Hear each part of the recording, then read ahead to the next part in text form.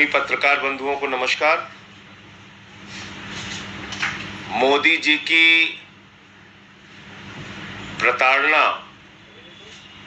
उनकी कार्रवाई, उनका उत्पीड़न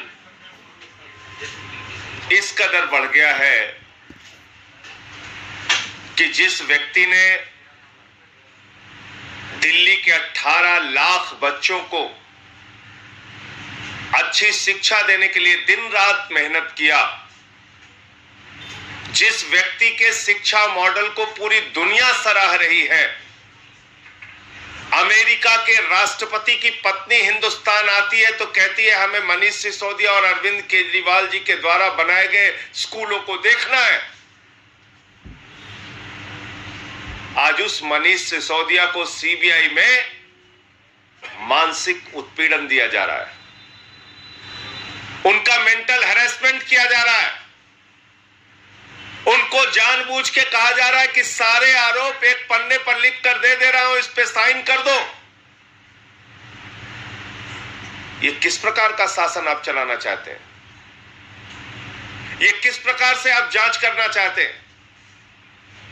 ये क्या तरीका है आपका कि जबरन आप किसी से अपराध कुबलवाने के लिए, अपराध कबूल कराने के लिए उसका मानसिक उत्पीड़न करेंगे? और ये बात न्यायालय के सामने कल मनीष सिसोदिया जी के वकील ने और मनीष सिसोदिया जी ने न्यायालय को बताया।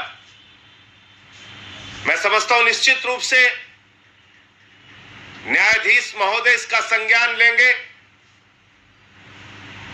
लेकिन अगर आप इस पूरे मामले को देखिए,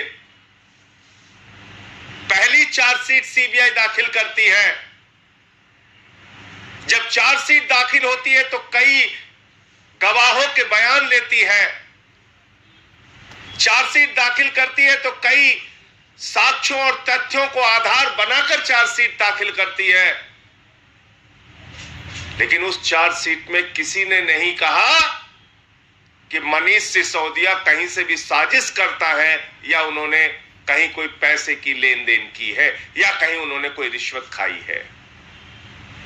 सप्लीमेंट्री चार्जशीट आई सीबीआई की, उसमें भी कहीं किसी ने मनीष सिसोदिया का नाम नहीं लिया। तो न पहली चार्जशीट में सीबीआई की मनीष सिसोदिया, न दूसरी चार्जशीट में सीबीआई की मनीष सिसोदिया।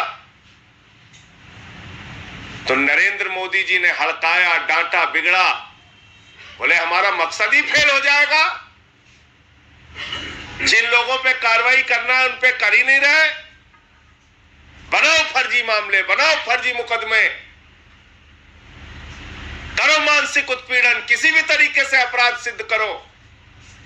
और तब बिना साक्ष्य, बिना आधार, बिना किसी सबूत के मनीष सिसोदिया को गिरफ्तार किया गया। कोई कहता है 10,000 करोड़ की रिश्वत खा ली, कोई कहता है 20,000 करोड़ की रिश्वत खा ली, कोई कहता है 1,000 करोड़ की रिश्वत खा ली। मैं भाजपाइयों से पूछना चाहता हूं, तुम्हारे तोते ने 14 घंटे छापेमारी की, सीबीआई ने 14 घंटे छापेमारी की मनीष सिसोदिया के घर, कुछ नहीं निकला। गांव में छापेमारी की, वहां भी कुछ नहीं निकला। दफ्तर में छापेमारी की, वहां भी कुछ नहीं निकला। बैंक का लॉकर चेक किया, वहां भी कुछ नहीं निकला।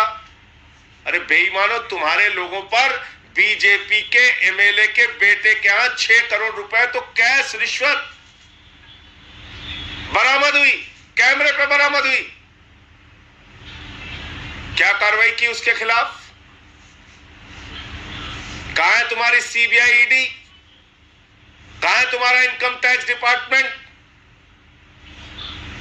जो भ्रष्टाचारी तुमसे जुड़े हुए हैं, वो चाहे मुकुल राय हो, शुभेंदु अधिकारी हो, हेमंत विश्व शर्मा हो, अजीत पवार पर कहते थे सिंचाई घोटाला है, येदियुरप्पा पर माइनिंग घोटाला, व्यापम घोटाला, शिवराज सिंह पर, नारायण राणे पर सीबीआई की जांच चल रही थी।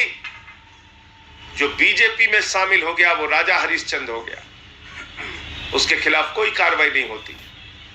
तो पूरा देश इस बात को देख रहा है कि किस प्रकार से बिना सबूत, बिना साक्ष्य के एक लोकप्रिय नेता, एक लोकप्रिय शिक्षा मंत्री जिन्होंने दिल्ली के बच्चों का भविष्य बनाने के लिए काम किया, उनको जबरन नरेंद्र मोदी जी अपराधी बनाने का प्रयास कर रहे हैं।